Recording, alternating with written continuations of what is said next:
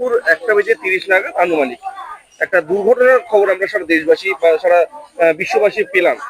বিমান দুর্ঘটনা। কি বলবেন? হ্যাঁ, সত্যি খুব দুঃখজনক। 242 জন, আমি জাস্ট কিছুক্ষণ আগে গুগল নিউজে দেখলাম যেটা 242 জন ছিলেন মনে হয় টোটাল।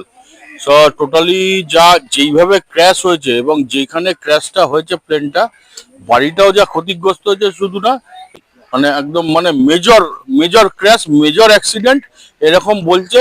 পৃথিবীর ইতিহাসে এরকম দুর্ঘটনা ঘটেনি প্লেন ক্র্যাশিং এর। জানা পাচ্ছে পরিবারের উদ্দেশ্যে কি বলবেন? তাদের পরিবারের প্রতি সমবেদনা আমরা জানাচ্ছি।